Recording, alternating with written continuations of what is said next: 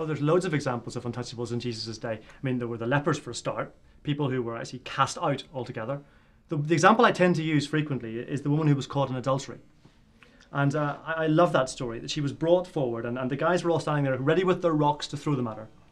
And Jesus turned and said, "Whoever of you is without any sin, let you cast the first stone."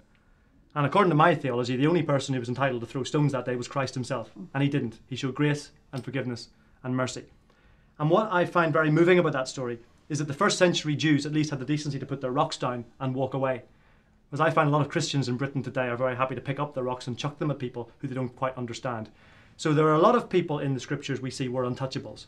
And people who were on the edge and vulnerable and people who were misjudged. Women, for a start.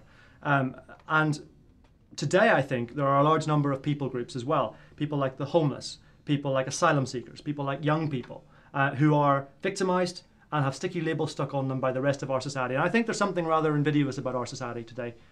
Whether it's the tabloid press or whether it's other elements of culture, that somehow or other we stick a sticky label upon people as if they're somehow less human than the rest of us. They don't feel the same way we do. They don't have the same fears and aspirations and joys and hopes.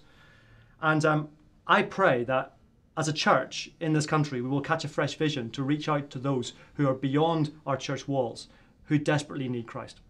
In a way, though, you need to kind of label people to be able to design services especially for them. And we've been hearing over the last few months about mission-shaped churches where you try and say, OK, if there's people who've got mums and tots or whatever, let's do a church for them. So we do still need to label people a little bit, don't we? Yes, it depends what you're using the label for, I guess, doesn't it? I mean, I was using examples where labels are entirely destructive and people put value judgments on top of them. If you're using, to do different types of mission, that's entirely different.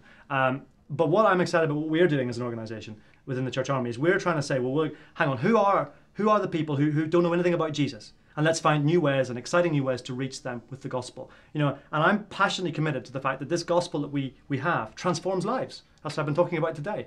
And I desperately believe that Jesus wants to transform more lives in this country. And he just wants us to catch up with him. The Archbishop of Canterbury has a wonderful phrase. He says, mission is discovering what God's already up to in the world and then joining in.